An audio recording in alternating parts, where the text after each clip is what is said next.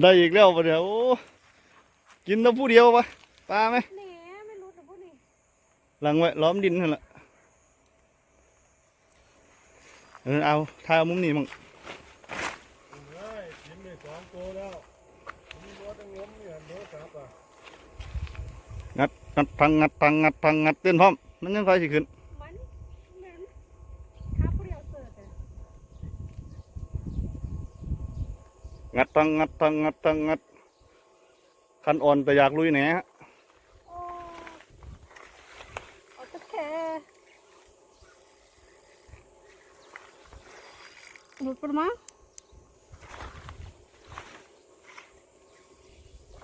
เอ้าใหญ่มันมุดลังไว้ล้อมโดดอีกรอบนึง ละครชีวิตนะแสดงสิ นี่ครับดูแอคชั่นฮะแอคชั่นคนนะฮะงัดเต้นพร้อมขึ้นไปขึ้นมาแล้ว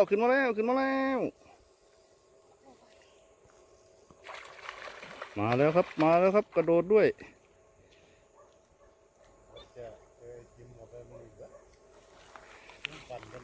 งัดเข้าไปเบี้ยชิบหาย คัน4/12ครับแต่อยากลุยแหนฮะ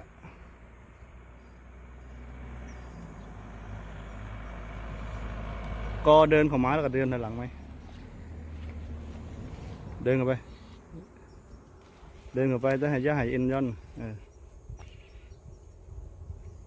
ขึ้นมาเฮ้อะเก็บสายเข้าไปอีกเอาคันลงไปแล้วก็งัดไหมนั่นแหละ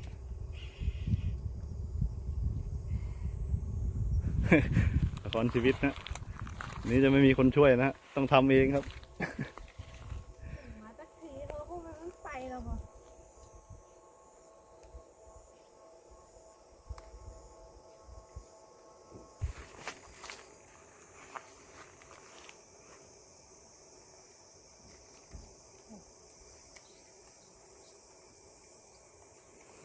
เวลากอกับรถคันลงไปเด้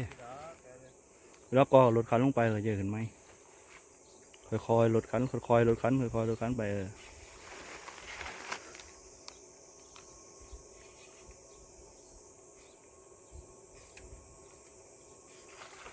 โอ้โหโดดโชว์ครับ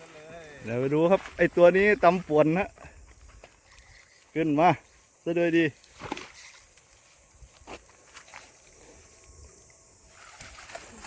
นี่ฮะเก็บลงไปเอาจุ่มสายลงไปเลยเนี่ยคุณนะงัดอย่าจับไปจับกบโอเคจับปลานี่ครับตัวปัญหาฮะเยอะอยู่นานครับตัวก็สวยฮะมุดแหนครับ เหลือนิดเดียวเองอะต่อโอเคนะฮะกัดเดียวเลยครับเทสเตอร์หญิงยางเซเบอร์สีม่วงนะคะนี่ครับปลามิคัลเลอร์อีกแล้วครับเหลือนิดเดียวเองเห็นไหมโอเคครับสุดยอดมากครับลูกเรา